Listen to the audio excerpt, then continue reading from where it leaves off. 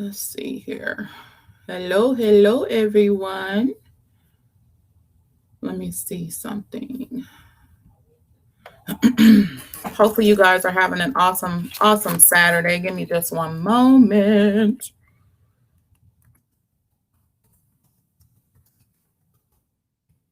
All right, all right, all right. Hopefully, you guys are having an awesome Saturday. And I really am not going to be before you all very long. I just want to take a moment. I came back home just to kind of refresh, get some substance, and get on back out there. I am really working on this whole self discipline, training myself, challenging myself to do better than what I did the day before. That's like a daily challenge for me. So I've been out in the sun, so forgive me, my face is like really shiny and because I've been sweating. Okay. But listen, I want to talk about a couple things really quickly. I'm not going to be before you all very long, like I said, but the abundance of the heart is the title of this segment today. And it kind of dropped on my spirit as I was out and about, spreading the news about Drink to Shrink and what I do, and just really out here making money in these streets, right? The right way.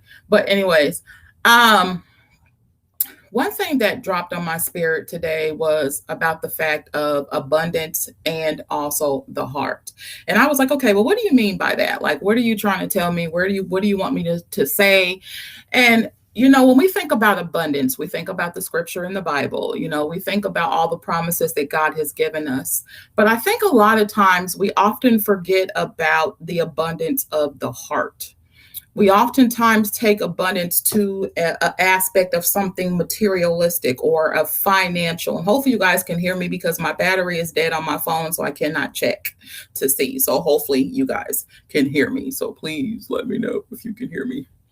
Um, but nonetheless, I think about abundance of the heart. And what does abundance of the heart actually mean when you think about it? So abundance of the heart for me, and it's something that I'm experiencing right now, is a character check, a character check. I have been on this road that I'm on, and I'm discovering new things about myself every day, which is absolutely amazing. And I pray that you are doing the same thing on your journey, because I know you're on your journey as well with me.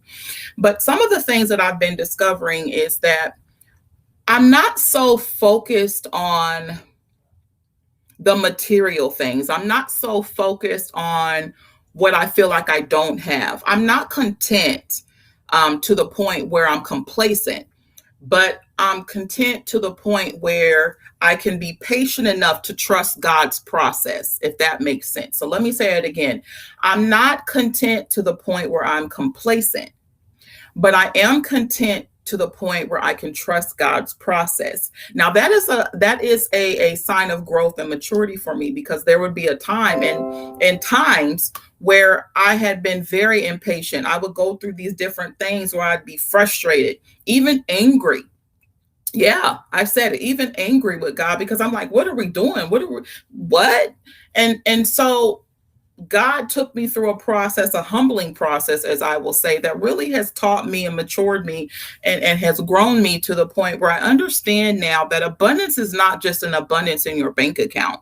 Abundance is not just abundance, in what you have in your home, but there is something called abundance of the heart. And when you have abundance of the heart, you start to understand things differently. You start to see things differently. You start to think about things differently. And there is a difference between thinking that you already have it and then actually feeling and acting upon it. And at the point now, I am in that process where I'm acting upon it, because it took me a while to actually understand the difference between, or let me say this, to actually feel the difference between understanding or knowing or having the knowledge of, and then using the wisdom to actually apply the thing that I had the knowledge of. Okay. So I had the knowledge of what I should do, what I'm supposed to do, what I'm supposed to say, blah, blah, blah, blah, but I was not using it for wisdom. So a lot of times I feel that when we don't have an abundance of the heart in the correct way, we have abundance of the heart in the wrong way. And so there was a period of time where I had abundance of the heart in the wrong way. What do I mean by that? Abundance of the heart in the wrong way means that you are going to have an abundance of the things that are of the darkness, not the things of the light. You're going to have an abundance of the things of the darkness and not abundance of the things of the light.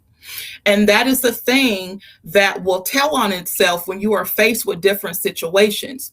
How you react or how you respond is going to let you know very quickly if you have abundance of the darkness or if you have abundance of the light. And for me, for a period of time, I had an abundance of the darkness.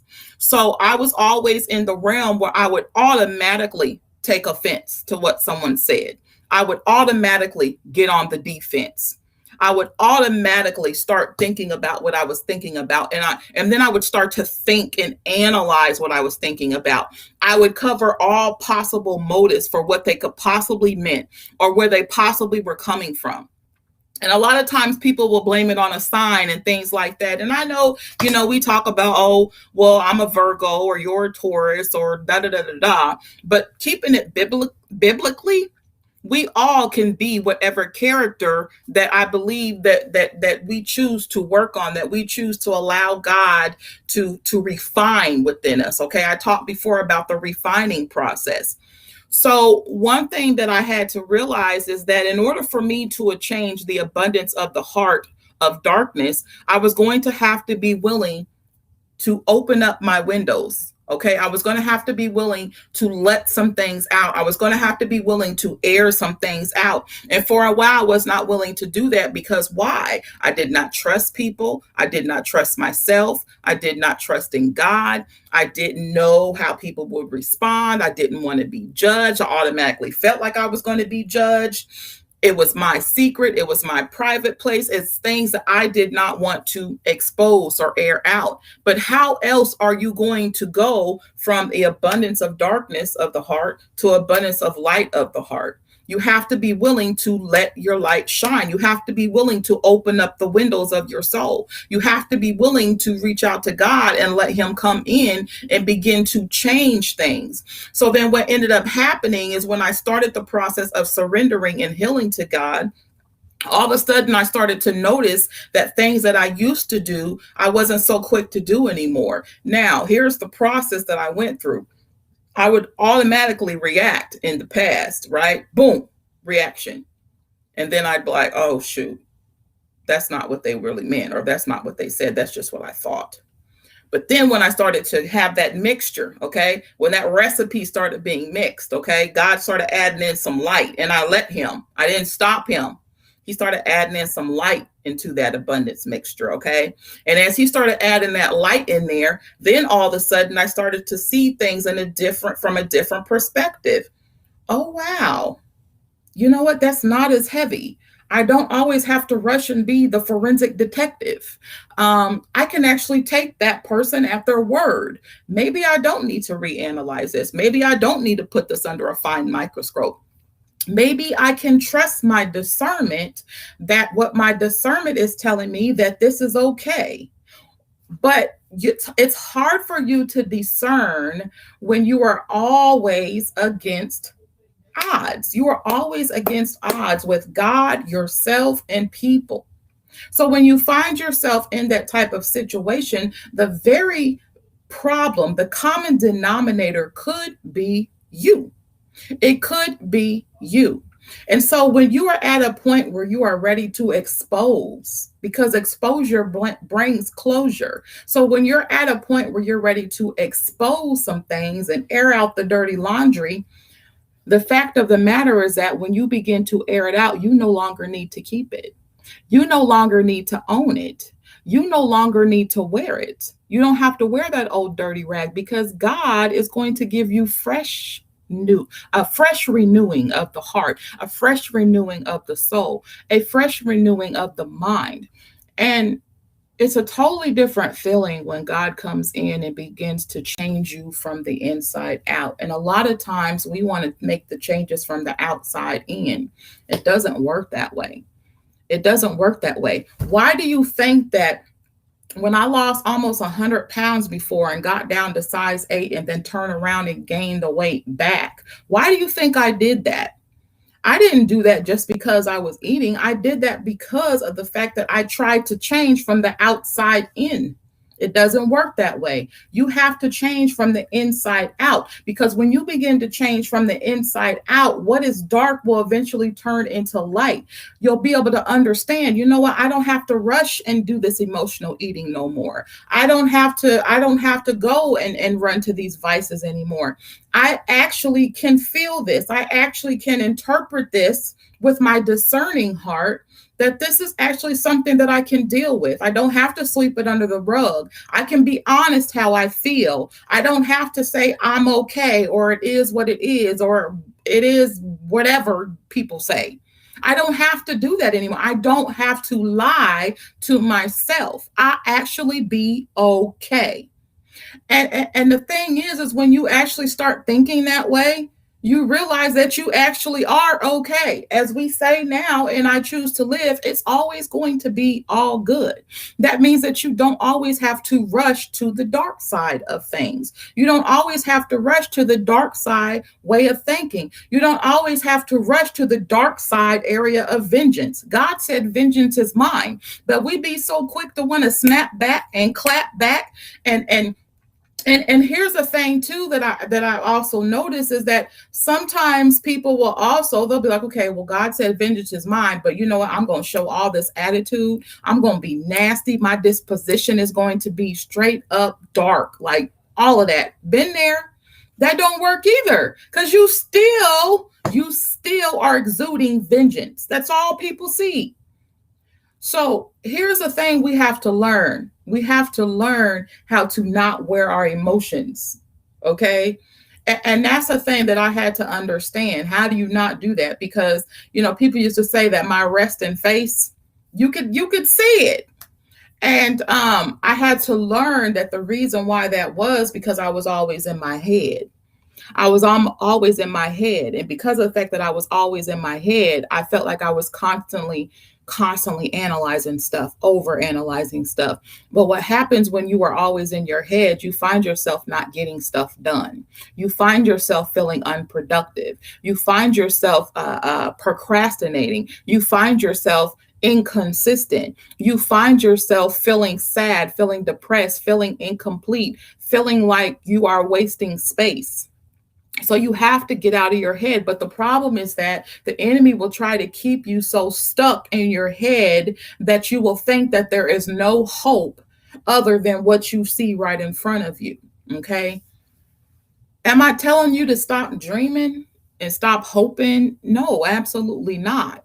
But I think that we have to start dreaming bigger. I think that we have to start hoping bigger.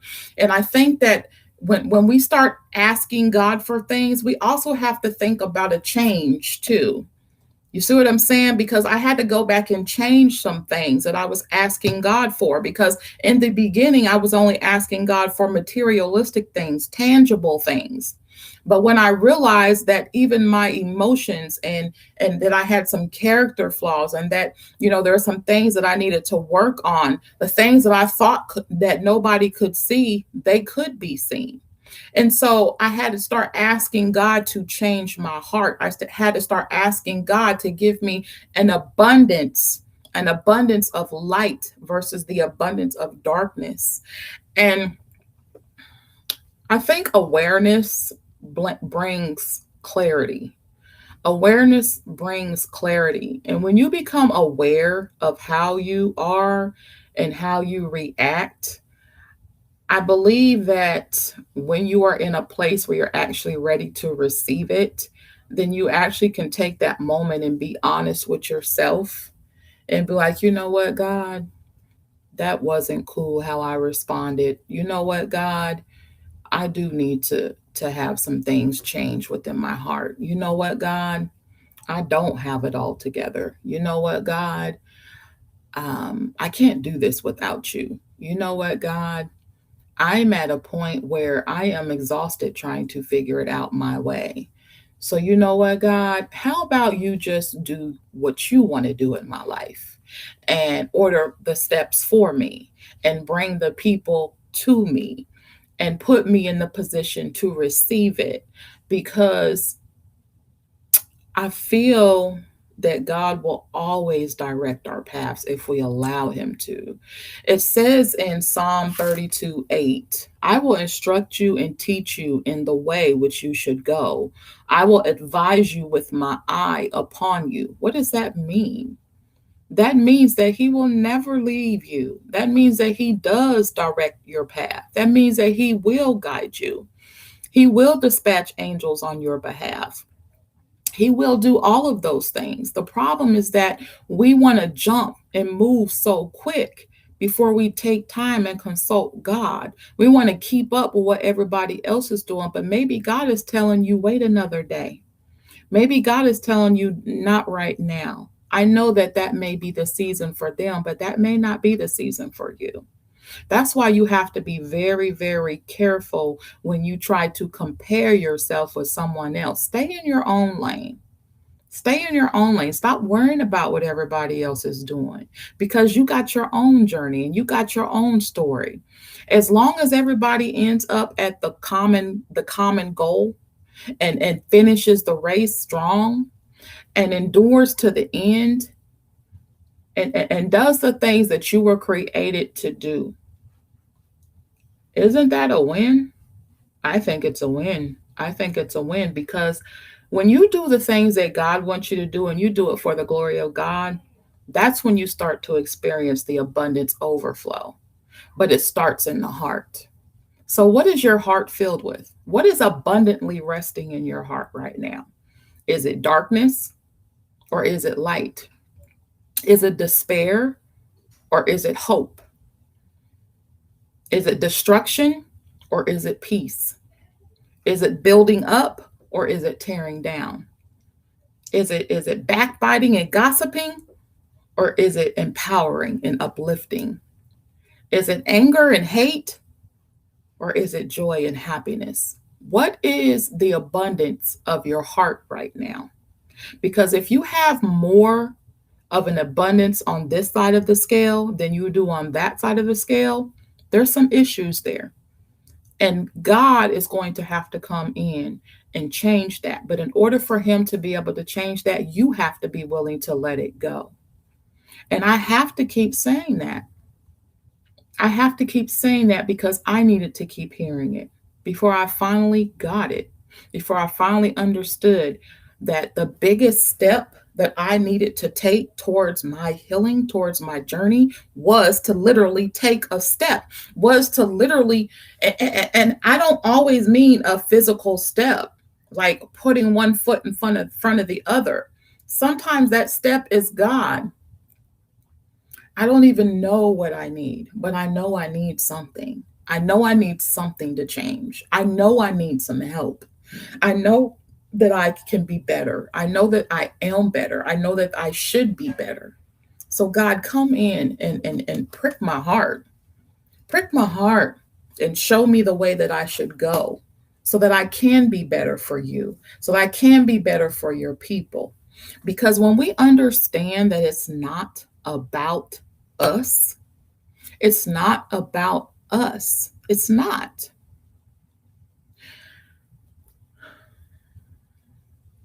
True indeed. We have to care for ourselves and take care of ourselves and make sure that we're caring for what God has given us. But if it's not about me, then that means it's about somebody else, whoever is assigned to me, whoever is in my tribe. There's different people that are assigned to you possibly than are assigned to me. You may be assigned to me, but who's assigned to you is who is assigned to you and may not be assigned to me. So the longer you take, so let me put it this way, the longer I take to get myself together is the longer you take to get yourself together, and the longer they take to get themselves together, and on and on and on and on. We cannot be sitting here thinking about what we need to change. We actually need to do it. We just need to do it. You know, if you have an abundance of the bad stuff. You know if you full of junk. You know it. You know you are. You don't have to think about it. You know you are. And if you are, it's time for you to start adding some light in there. Start adding some light in there. Good afternoon.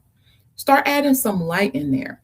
And I pray that in that process, you'll start to experience God's overflow, God's grace, God's abundance in our life. Because when you begin to experience God's abundance in your life, in your heart, that's when you start to experience the abundance of everything else. But if you don't have nowhere to receive it, where is God going to put it at? Where's He going to put it at? It may be that He gives it to somebody else. Don't block your own blessings. Don't miss your own opportunity to be promoted. Do not, do not, because you won't let go of the past, because you won't let go of who angered you, who lied on you, who talked about you, who abused you, who hurt you. Look, it can't be undone. It can't be undone. But if you keep holding on to it, you will keep reliving it. Do you realize that there was actually a test conducted, a scientific test conducted on the body's response to trauma? And in this test that they conducted, they made a group of people relive any traumatic event that they had gone through in the past. And they wanted to see if the body would respond in the same way that it would respond if they were in that situation. Do you know that the human body does not have to physically go through the situation? You actually can experience the same physical reaction just by reliving something that you've gone through in your past. If you were to close your eyes right now and think about something that scared you, something that was traumatic for you, something that angered you, your body would begin to respond in the same way that it did when you actually went through that situation. Think about it. It really happens. And so, if you are constantly reliving a traumatic experience or something that you went through in the past that affected you enough to change you, to stop you, to set you back, to make you stop, to make you pause, to make you react, if you keep going through that and you keep reliving it and you keep replaying it in your mind, then guess what you're doing? You're keeping your body from staying in a state of homeostasis, and now your body is in a state of allostasis. I talked about this briefly earlier in this series, but we have to be very, very, very deliberate in the things that we allow our mind to dwell on. Because I'm telling you right now, it's not healthy. It's hazardous to your health to actually relive your past over and over and over again. Why do you think your body starts having these types of issues and ailments? Things are connected. Migraines, okay, heart palpitations, body aches, okay, all those types of things. And what do you think stress does to the body? When your body is constantly in an allostasis state, you're staying in a stressed state. Okay, just like they talk about the fight, the flight, or the freeze. Okay, the fight, the fight, the fight, the flight, or the freeze.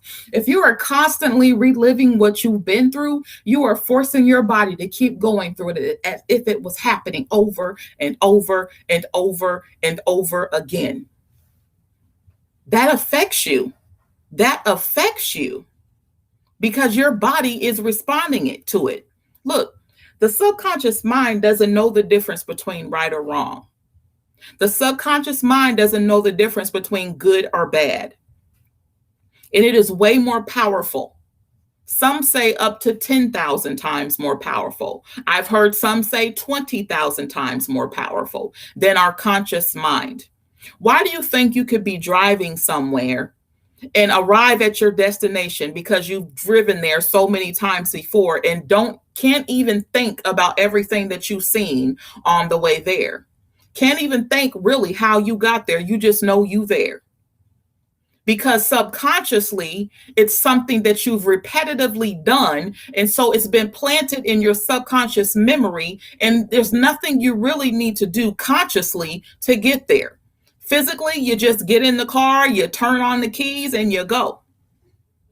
So what do you think is happening when you subconsciously replay the things that you've been through in your past? It's hazardous to your health. It's breaking down your spirit, your soul. It's breaking down your body. You've got to be willing to let it go. It's not just about so you can become a better person. It's about so you can become a healthier person. Stress is not good. Our body is adaptable, true indeed, but our body can handle short periods of stress. Long periods of stress break the body down. And some of us has been living in a stress state for well too long. For well too long. It has overstayed its welcome. You got people having heart attacks. You got people having strokes. You got people getting sick, migraines, going blind, stomach aches, all types of stuff going on with the body. And a lot of it has to do with stress. And then guess what else stress does? It starts messing up our digestive system. Now our digestive system ain't functioning no more. Come on, you guys. We've got to get it together. It's no longer serving us to keep that stuff within. And I know at one point in time, a lot of us were taught that when you go through stuff, just sweep it under the rug, just pack it away, put it in your mouth, shove it down your throat, eat your feelings, drink your feelings, drug your feelings, sex your feelings, cuss your feelings, cry all that stuff. That's what we've been taught to do. But I'm telling you now, it's time for us to deal with it. Deal with it, because I'm here to tell you, you know how many times I've said and have also heard people say, I'm going through some things right now, but I'll be back after. Look, let me tell you something. As long as you have breath in your lungs, take a deep breath right now. As long as you have breath in your lungs, you are always going to be going through something. You either coming out, already in, or about to go into. You are always going to be going through something. So there's never really a perfect, ideal time for you to get it together. You just got to do it. You just got to do it. I'm going through some things right now myself. But guess what? As I'm going through things, I'm growing through things. Because see, what happens is we become so used to telling people that we're going through things because we've given ourselves an excuse to be mediocre. We've given ourselves an excuse to excuse ourselves. But it's when you understand that when you just going through things, you're just going through the motions, and it's in vain. It's in vain. So I plead with you today. I can't tell you to stop going through things because we all going to go through things. That's a part of life. But what I do want to plead to you on today is to A, check your heart muscle. Where's it at right now? What do you have abundance of? And B, stop going through things and start growing through things. Because when you actually get the lesson that's in the midst of you going through things, when you actually catch the lesson, or you actually catch the process, when you actually grasp it, that's when you can say you grew through it. You grew through it. So if that situation was to ever arise again, you already got the playbook. You already know what you need to do and what you don't need to do, because you made a decision that you was going to start growing through things instead of going through things. When you grow through things, you start to leave stuff alone. You start to let stuff leave you too. No, I'm good. I don't need that. I'm good. No, I'm not having that conversation. I'm not going there. I'm not doing that. And you start to do it unapologetically. Like, I don't need your permission to not go to the dark side. I'm just not going to do it. I'm making a choice to stay in the light. I'm making a choice to stay in the light. I'm making a choice to smile today. I'm making a choice that I will laugh 5 times today. I'm making a choice that I am going to find something that's going to make me happy, that's not going to harm me later on. You see what I'm saying? Which means I'm not going to automatically turn and grab some food that I know I'm going to regret later on. I'm going to make healthier choices, both mentally, both emotionally, both physically, and spiritually. You have to make the decision on what the abundance of your life is. Out of the heart, out of the heart. So what is in flows out. You understand? What is in flows out. So you have to make the decision. What's coming out of you? What's coming out of you? What's coming out of you? If you watching crap, if you listening to crap, if you talking crap, then guess what you filled with? I'm just saying, don't shoot the messenger. Don't shoot the messenger. We got to think about that though, right? We got to think about that though. But listen, you guys, I'm going to leave you with one scripture. 2 Corinthians 9:8. That's right. Suck it up. Yep, crap. God's grace overflows to us. Okay. And God is able to make all grace overflow to you so that always, having all sufficiency in everything, you may have an abundance for every good deed. So make sure on today, do some good deeds, do some good for people, do some good for yourself. But remember, in the process of that, it's not about you. It's not so you can get glory. It's so God can get glory. And don't worry, He got you in the process, but let Him set the stage for that. Let Him set the stage for that because He got you. Trust that. Believe that. If you don't believe nothing else, people say, believe that God got you. Get out there, work your business, make your money, do what you got to do. And remember, be happy. Be happy. Life is too short to walk around angry and mad and that's just ill. Get away. Okay? Be happy. All right? Be happy. It's so much better over here. It's so much better over here. I'm telling you right now. It's so much better over here. I love you guys. Have a wonderful, wonderful day. Stay cool, stay hydrated, because I'm telling you right now, it is hot. At least it's hot here. And yes, a disclaimer, I do know that there is a blanket hanging on my door. Okay. So don't be talking no junk. Okay. I know I have a laundry room. Of course I do. But with that said, it doesn't do so well drying comforters. So we like to hang them dry and they smell fresher that way. And I'm not putting them outside. Okay. Too many dogs out here in the neighborhood. All right, you guys. Have a good day. Talk to you later. Bye. That's right. That is right. Tamika, I'm getting off of here. You still talking. And it's good. You're going to make me start talking again. I'm getting off of here.